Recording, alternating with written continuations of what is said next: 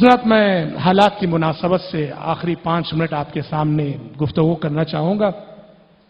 جیسا کہ ہم سب جانتے ہیں، اس وقت ہمارے صوبے کرناٹک میں انتخابات ہونے والے ہیں، اور پہلے میں آپ کو یہ بات بتا دیتا ہوں، الیکشن پہ گفتگو کرنے جا رہا ہوں۔ بعض کج فہم احباب یہ سمجھتے ہیں کہ ممبر پہ سیاست کی گفتگو ہو رہی ہے۔ یاد رکھو، یہ سیاست کی گفتگو نہیں، یہ اپنے دین، ایمان اور عقیدے کی حفاظت کی گفتگو ہے۔ دین، ایمان اور عقیدے کی حفاظت کی گفتگو میں کر رہا ہوں، یہ سیاست کی گفتگو نہیں۔ ہمارے صوبے میں ابھی جیسا کہ آپ سب جانتے ہیں الیکشن آنے والا ہے۔ حضرات، اس وقت ہم سب کو بڑی دور اندیشی کا ثبوت دینا ہے، بڑی فراست کا ثبوت دینا ہے، اتحاد کا ثبوت دینا ہے۔ حالات اس وقت کس قدر نازک ہیں آپ کو اندازہ ہوگا۔ اگر حالات پر آپ کی نظر ہو، جب سے اس ملک کا اقتدار فرقہ پرستوں کے ہاتھ میں گیا ہے، اس ملک میں جو مظالم ہو رہے ہیں، قانون کی دھجیاں جو اڑائی جا رہی ہیں، امن و امان کی جو ابتر صورتحال ہے، مسلمانوں اور دلتوں پر جو مظالم ہو رہے ہیں، یہ سارا منظر ہمارے سامنے ہے۔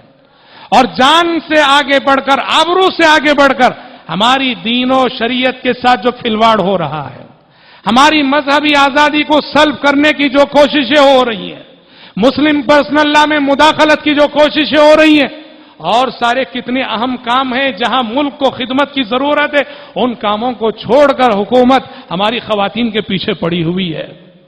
شریعت میں مداخلت ہے، یہ یکساں سول کوڈ کو لانے کی کوششیں ہیں یہ سب۔ اگر حالات کا آپ شعور رکھتے ہو، یا جن لوگوں کو حالات کا شعور ہے، ان کی نیندیں حرام ہیں ان حالات سے، جس سمت میں کہ ہمارا ملک جا رہا ہے۔ اور یہ بات صرف مسلمان محسوس نہیں کر رہا ہے، انصاف پسند ہندو محسوس کر رہا ہے، انصاف پسند صحافی محسوس کر رہے ہیں، سیکولر ذہنیت رکھنے والے غیر مسلم محسوس کر رہے ہیں، اور سارا ملک چیخ رہا ہے۔ آج کیا نتیجہ ہے؟ ہم نے جو اپنی ووٹ کی جو طاقت ہے، اس طاقت کو ضائع کیا، اس طاقت کا صحیح استعمال نہیں کیا۔ میرے بھائی یاد رکھو، ووٹ جو ہوتا ہے، ووٹ ایک طاقت ہے، ایک پاور ہے، ایک ہتھیار ہے اس ملک میں ووٹ۔ میں جائز اور ناجائز کے حوالے سے بحث کرنے نہیں جا رہا ہوں، ووٹ کا جو نتیجہ ہے اس کو سامنے رکھ کے میں بتا رہا ہوں، ووٹ ایک طاقت ہے، ووٹ ایک ہتھیار ہے، جس کے ذریعے سے آپ اپنی جان کی حفاظت کر سکتے ہیں، اپنے مال کی حفاظت کر سکتے ہیں، اپنی آبرو کی حفاظت کر سکتے ہیں، اپنے عقیدے کی حفاظت کر سکتے ہیں، اپنے دین کی حفاظت کر سکتے ہیں، اپنی شریعت کی حفاظت کر سکتے ہیں۔ مگر یاد رہے، یہ طاقت تبھی طاقت کہلائے گی جب اس میں اتحاد ہو اور ہمارا ووٹ نہ بٹے۔ اگر ہمارا ووٹ بٹ جائے تو پھر یہ نہ طاقت ہے، یہ نہ ہتھیار ہے، نہ یہ پاور ہے۔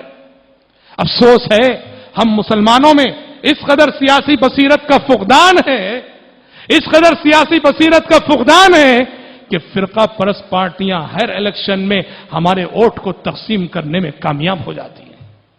اور افسوس ہوتا ہے، استعمال ہونے والے بھی ایرے غیرے نہیں، ہمارے ہی لوگ ہوتے ہیں، عبداللہ عبد الرحمان جیسے نام رکھنے والے، یہ یوز ہوتے ہیں ذاتی فائدے کے لیے، ذاتی مفاد کے لیے۔ یاد رکھو، ووٹ ایک طاقت ہے، اس طاقت کو طاقت بناؤ، اور یہ طاقت تبھی بنے گی جب آپ اپنا حق ووٹ استعمال کرو۔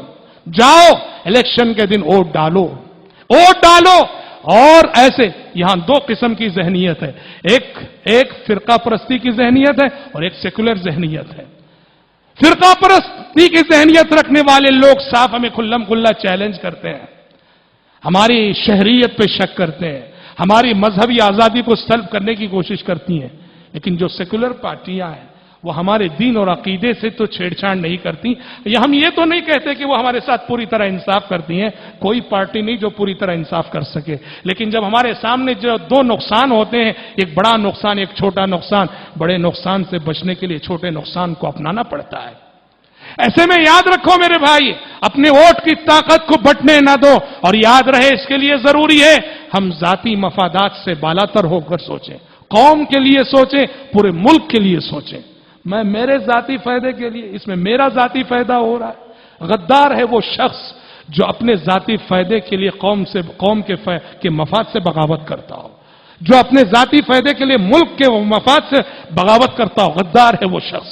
اس لیے یاد رکھو میرے بھائی، समझदारी के साथ, दूरअंदेशी के साथ, फिरासत के साथ वोट की इस ताकत को इस्तेमाल करो। अगर वोट बट रहा है, मेरे सगे भाई की वजह से बट रहा है, तो मैं उसको वोट नहीं दूंगा।